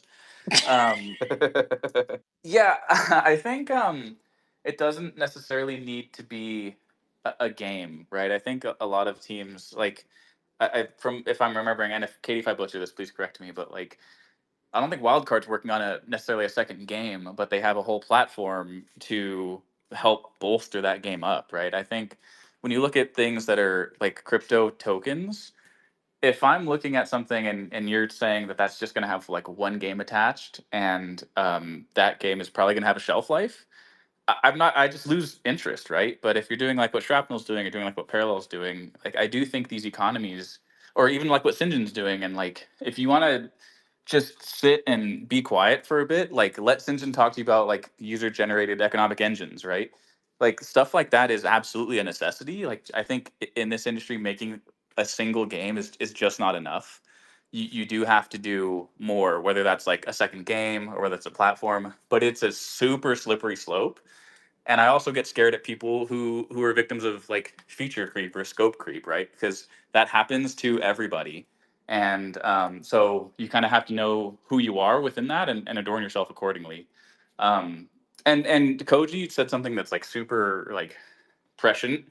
He and I ate like, what were we eating, hoagies, or like, was it acai bowls, Koji? Acai bowls. Yeah. Acai bowls, there we go, not hoagies. So and we were talking about like how we both at times feel like outsiders in gaming, right? And I told Koji that that's like one of my favorite things about him, because I think it brings a new perspective. So yeah, I don't think like like being focused on a singular thing, I think is not really it. I think sometimes people coming from outside of gaming can be an absolute weapon. So I hard disagree with that take that person dropped. You heard it here first. Koji and Jerry are not real gamers. Send them to zero. Lems, your thoughts? Damn, Jerry kind of stole some of my thunder, because that was going to be my point, is that like Web3, we're all in startups, right? And at the end of the day, we need to be very conscious of scope creep and being well capitalized enough. I think it's really great to have more depth to an ecosystem, multiple products, all those kind of things. But you need to be able to have the funding, the team capacity to be able to handle those things. and it's really, really easy to just be like, oh, just add one more thing, add a little thing here, and then it can distract you from your original vision and what you were actually set out to accomplish in the first place. We've seen it when games will often, like, they'll start live ops a little bit early to get user feedback, but then the devs are spending so much time fixing bugs as opposed to actually building new features out for the game, which can slow the whole game down. So I would say in the long term, it's definitely good to have an ecosystem and multiple products as part of it. We need to be very conscious of being in a startup environment, and if you're not well capitalized enough to at least execute on your original vision, and then you can start to add layers on top afterwards. I feel personally attacked. I get the client's full of bugs. I get it. Katie gets the last word, then we move on. I was just going to say, as Paul says, Web3 just needs its halo moment. And that's what we're all trying to work towards. I think when you're in an early stage of an ecosystem, and by ecosystem, I mean all of Web3 gaming, what you're actually doing is working together. It's not until you get to that last lap that you start trying to like ooch a little farther ahead of your friends. And it's the fun part. This is the fun part. And that means there's going to be a lot of mistakes and that it's going to happen piece by piece and then all at once. But I'm excited to be here with this particular crew. Yeah, Zoomers, by the way, she means the OG Halo, not the Halo that you guys know. That's true. I actually also wanted to say that the whole BBS thing basically just showed the generational split in this audience and in this panel, because it was 100% an age difference there. Wow, calling me stupid and too young to understand at the same time. Katie always invited back on the show. We move on. Over under, Sandbox raises another $20 million, this time at a $1 billion valuation. The funding round, led by Kingsway Capital and your favorite Animoca brands, will, quote, enhance creator tools, social features, and a mobile version, unquote. DappRadar reports a whopping 2.3 thousand wallets active over the last 30 days, with 3.7 thousand transactions over that same month. So, my illustrious panel, would you value the Sandbox over or under that $1 billion mark? Real quick before I go to the hands, I want to say I got those 2 more ETH Lizards NFTs to get access to their launchpad. I'm going to give them to retweeters at the end of this subject. So if you want to get those in before the bell, over to you, Lems. I'm just going to go with under. Like, does anyone really care that much about the Sandbox? They've, tweeted about a bunch of partnerships now and then. I'm actually quite impressed that they found people to give them $20 million with, especially when you look at those last 30-day metrics. I think it was a throwback to one of the OG episodes where Annie made the joke about if he played Sandbox in Decentraland, he could have a threesome with the one player in each one of them. So that's basically how I feel like Sandbox is, and I don't know if much has changed in this time. Like, I think there's just not a lot of players for either of them, and they don't really have any experiences that draw anyone to them. And we've kind of moved on and have a bunch of new things that seem to be a lot more interesting and exciting in the world of metaverses that I'm kind of bearish on anyway. Yeah, I know we talk a lot about like pixels and stuff being primarily, bots with 1 million daily active wallets, monthly active wallets. I forget what it is anymore, but the stark contrast between 2,000 and 1 million is really scary here. Shrapnel's Dub, over to you. Yeah, I mean, it's easy to dunk on the Sandbox, especially when your brother is around and still holding his bags. But like, it's at the end of the day, like trying to defend them. Like they have historical provenance now. Like everyone in crypto knows who the Sandbox is. They have succeeded in onboarding major Web2 brands and partners into their platform. They continue to succeed despite all of us trolling them consistently. So I mean, at the end of the day, they're still moving and shaking, and their stuff's not exactly at zero. So define succeed though. I mean, raising the money and still around and securing partnerships. I mean, that existing is existing, and that's success for me right now. But isn't it down from last cycle? Didn't they raise it like a 4 bill last cycle? So they just raised it down. I'm just impressed they managed to raise around, but it's still down significantly from last cycle. And are we going to be down another, 75% in another couple of years? Down but not out, baby. Over to you, Sinjin.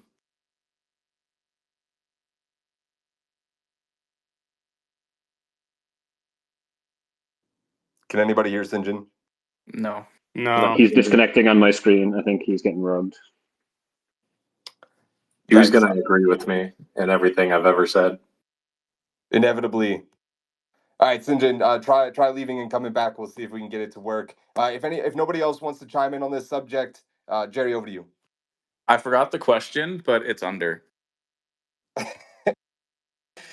Yeah, over under $1 billion raise for Sandbox. If that's if you would value it over or under that same amount, since they raised 20 million at that valuation. Seems like people don't want to talk about this one, so I'll move on.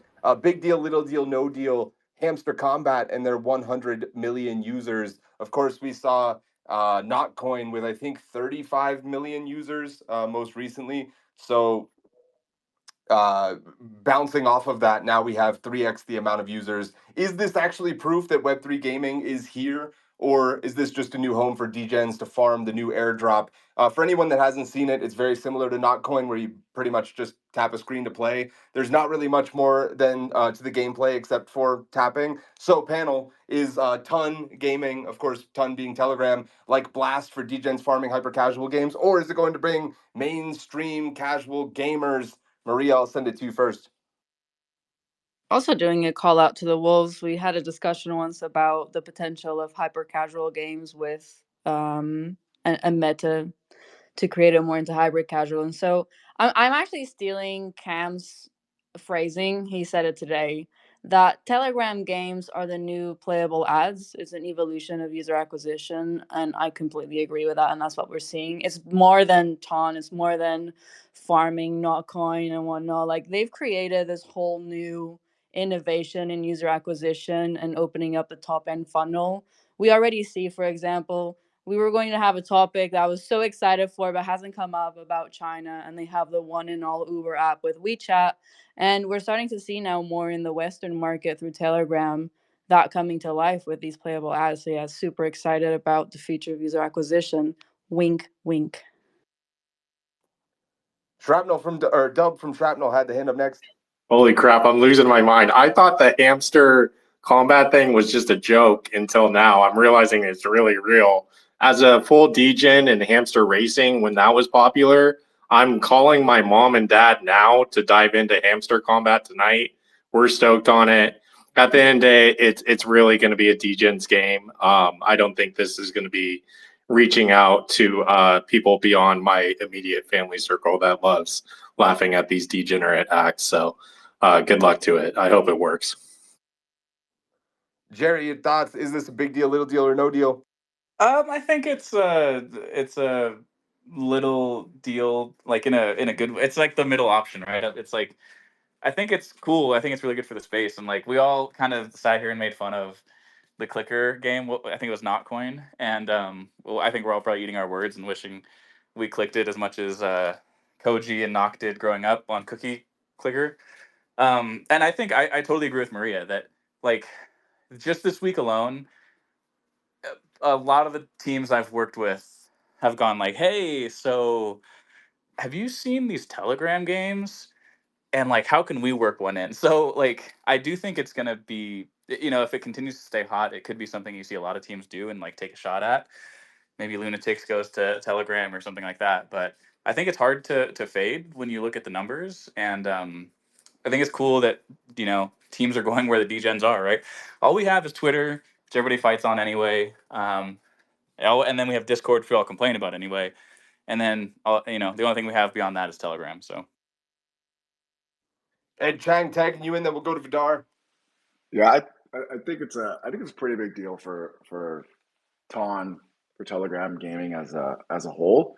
For the game itself, I'm not so sure, but similar to one of the reasons why Solana built such massive momentum is you had one meme coin, 2, 3, 5, 10, just rip, and people got really rich, right? Playing the meme coin casino, and you could see a world where the next Telegram game comes out and has 20 or 50 or 100 million users, and then that's how a narrative spreads, and it is a kind of a pipeline that anybody would be jealous to be able to play with. So I'd say kind of very high potential there. Yeah, one of the things that's super interesting to me about this is just the dilution of what's going on here. You know, you have Notcoin with 35 million users. Realistically, how much can each of those users be making? Now it's 100 million. We see all the memes, the videos going around of, you know, one guy with 74 phones trying to farm it as much as they can. It seems hard to believe to me personally that there isn't something better you could be doing that's less diluted. But clearly, I'm wrong here. Vidar, over to you. Elon Musk needs to fix his fucking app because I've had my hand up for like 10 minutes.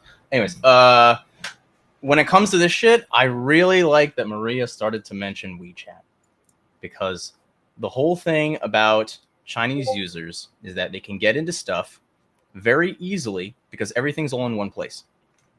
And that's why they overspend way, way, way more than Westerners do. It's a huge thing. So when it comes to stuff like this, people like lighthearted shit and they like easy to access shit. That's why, again, it was mentioned. Why did Solana rip? Because inherently meme coins make you giga rich and they're lighthearted, right? It's not too super fucking serious. You can do dumb shit. You can say dumb shit. You know, it's like betting on GameStop. It's kind of retarded and people like that. They like the community aspect of being kind of fucking retarded. So what's more retarded than a hamster game? It's casual, it's fun, it's stupid. I'm sure people will play it on their spare time. People really should start looking into that. That's why, again, I was harping on the whole indie game thing. Make a stupid indie game. Make something that's irreverent, that's retarded, that's fun and accessible and easy to get into.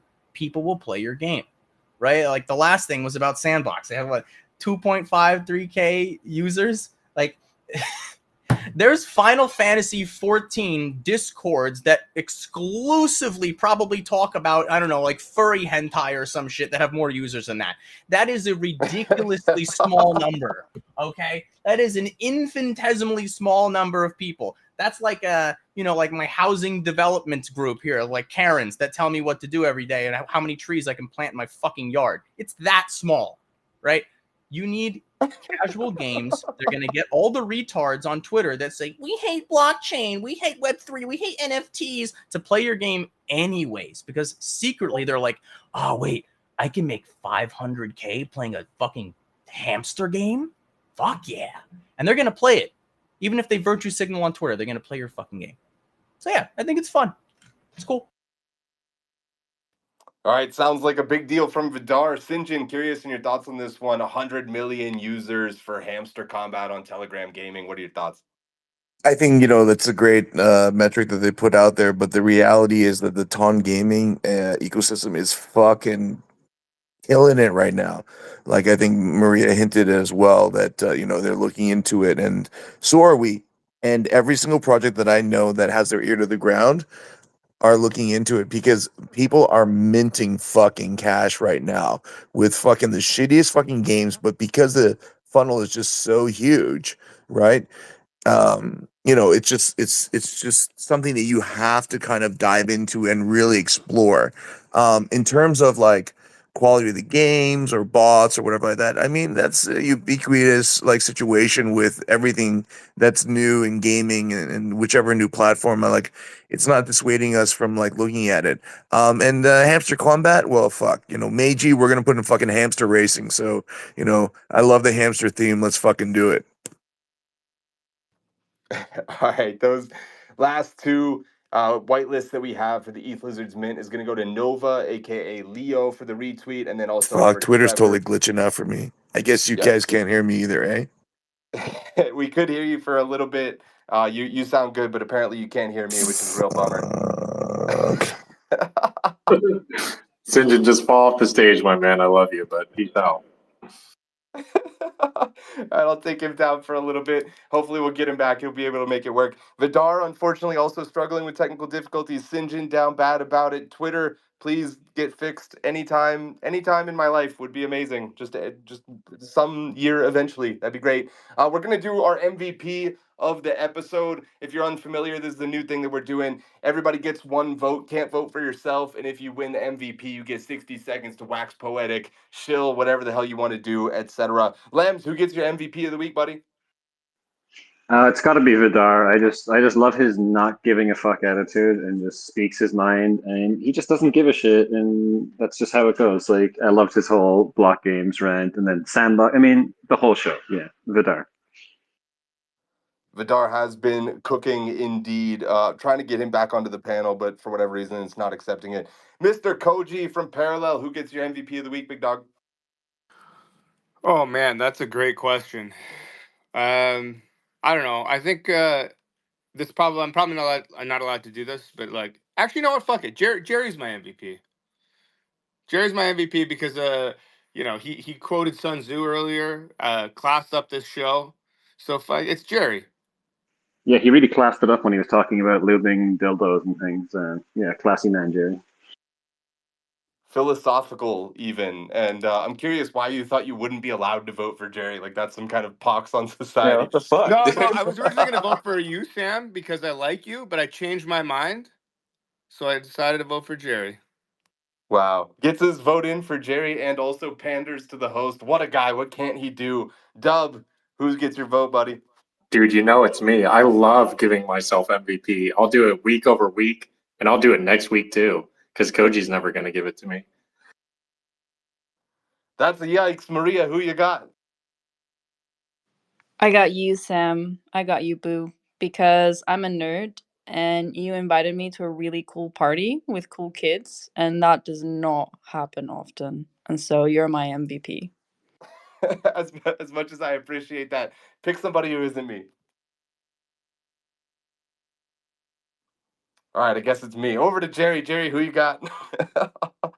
I am gonna go Katie, man. Katie fucking kills it every time she gets on this panel. So big shout out, Katie Drake Bettner. KDB, over to you. Who you picking?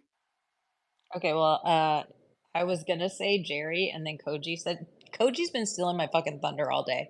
I love you, Koji.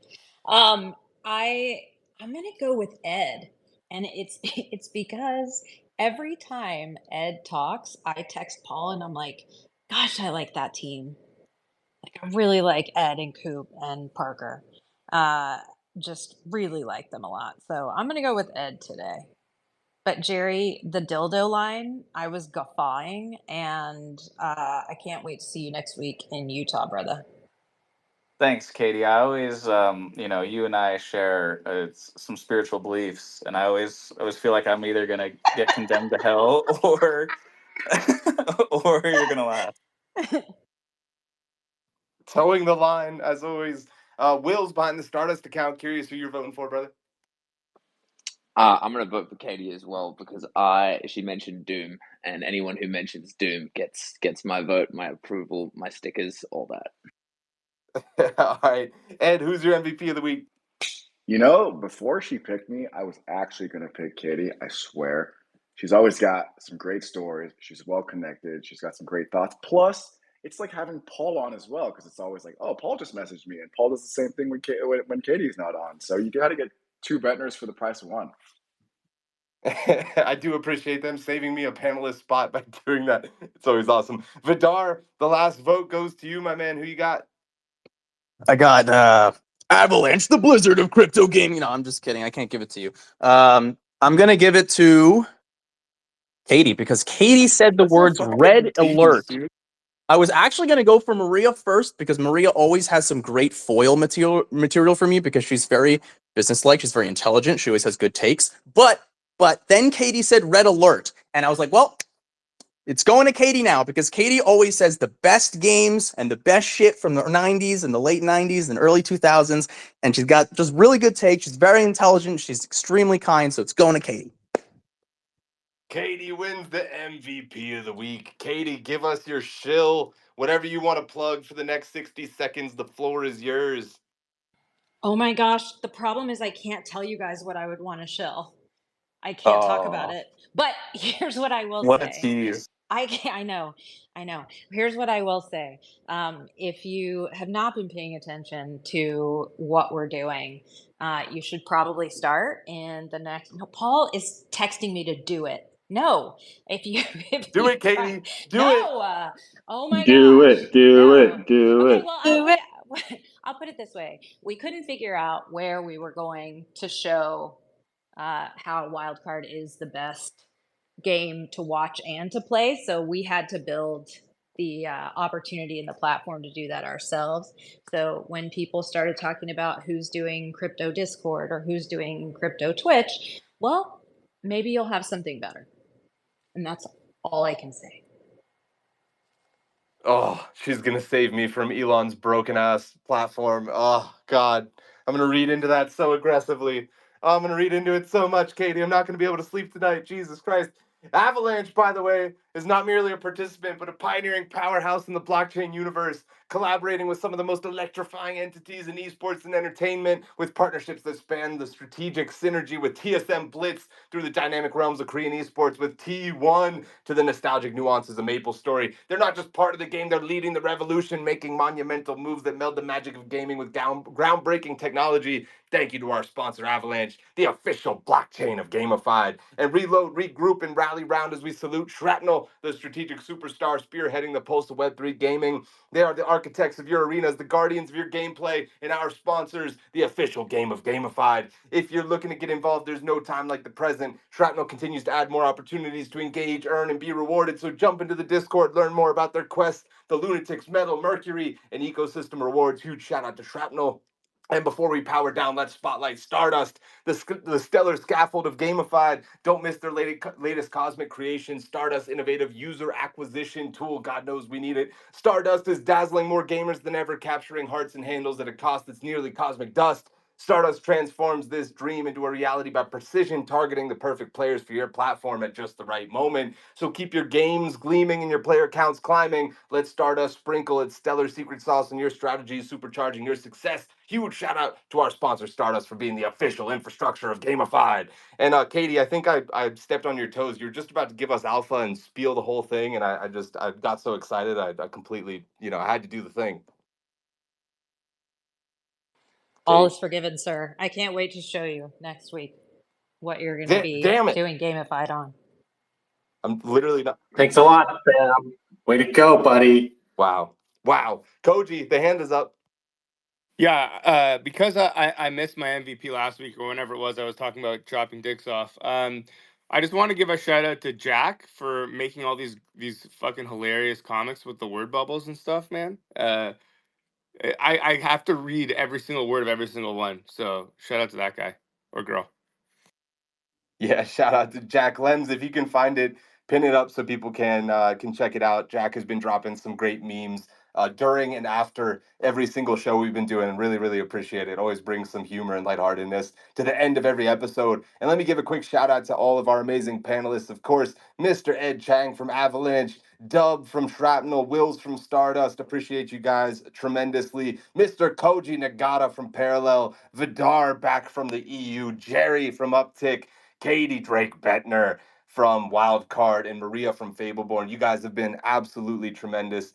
Despite my cynicism about some of the topics, this was one of my favorite episodes in a while. Got to really sink our teeth in. So appreciate you guys going along for the ride. We're always here, same time, same place, every single Wednesday at 4 p.m. Eastern. If you're looking for something a little bit more light, Simplified is on Monday, also at 4 p.m. Eastern. I'll do a little shill there if you want to just kind of get a sense for what's going on and you don't really know where to get started. Maybe Simplified will help you there. Ed Chang, the hand was up. Were you just trying to hit an emoji? I don't know why I thought it was a wave. So I was waving by to the audience and I realized I raised my hand. It's the end of the show, man.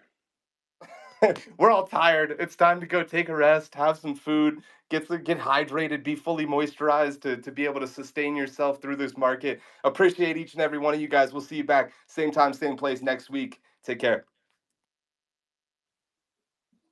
Dub for MVP next week. Be sure to vote. You heard it here Thumbs down. first.